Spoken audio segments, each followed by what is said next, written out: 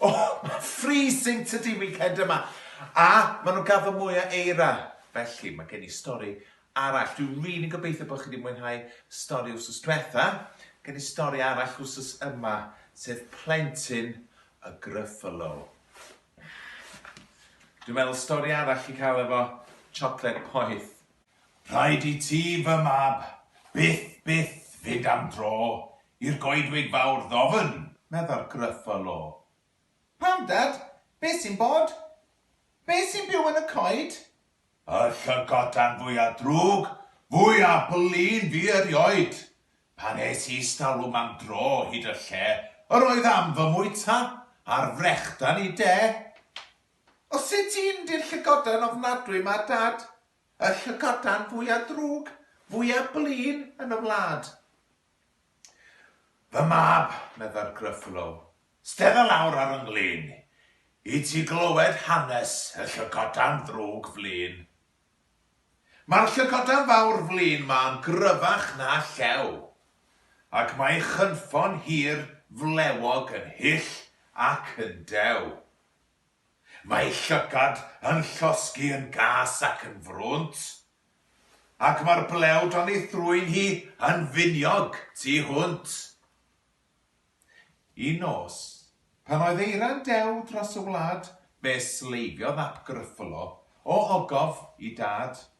Meddai, fi di'r cryfa a'r dewra fi erioed. Fe ddalia i'r llygodan sy'n cuddio yn y coed. Ac wrth fentro'n ddewr i'r goedwig fawr ddofn, sisialodd yn ddistaw. Ys gen I ddim ofyn. Aha! Ac oho! Dyma ôl traed fan hyn. I ble maen nhw'n mynd dros yr eira gwyn. Dyma gynffon yn cuddio dan bentwr o goed, y gynffon fawr hylla a welodd erioed. Daeth rhywbeth i'r golwg. Roedd ei lygaid yn fwyn, a roedd gynddo yr un blewyn o amgylch I drwyn. Neu ti di'r llygodan, medda'r neidr. O na, mae hi wrth I fa'r acwn bita Gryffalo ia. Aeth ap Gryffalo ymlaen i'r goedwig fawr ddofn, gan sisial yn ddistaw. Ys gen I ddim ofyn. Aha, ac oho! Dyma ôl traed fan hyn, I ble maen nhw'n mynd dros yr eira gwyn. Fe fflachiodd dau lygad fel tân uwch I ben. Ai yma mae'n byw yng nghanol y pren. Roedd ei gynffon yn fyr pan ddaeth lawr ar y brig a doedd gyndfod yr un blewyn o amgylch ei big. Nid ti di'r llygodan, twitiodd yn ddoeth. Mae wrth I fan acwn y bita Gryffalo poeth. Aeth ap Gryffalo ymlaen i'r goedwig fawr ddofn, gan sisial yn ddistaw. Does gen I ddim ofyn. Aha, ac oho! Dyma ôl traed fan hyn, I ble maen nhw'n mynd dros yr eira gwyn. Whiskas o'r diwedd o dan glamp o drwyn, a'i dyma'r llygodan fwyaf blin yn y llwyn. Ond pan ddaeth i'r golwg, doedd o ddim yn frwnt, na'i lygad, na'i gynffon yn finiog tu hwnt. Neu ti di'r llygodan? O na, meddai'n gwenu ar led.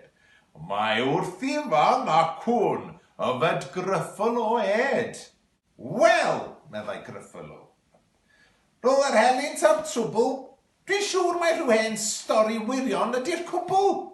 Am y llygodan sy'n ddrwg, ac yn flin ac yn gry. Ond, dyma un fach, wrth i'n sgibio I thi. Nid dyma'r un fwyaf blin yn y wlad, ond fe wneith frecwas blasus I mi ac i'n had.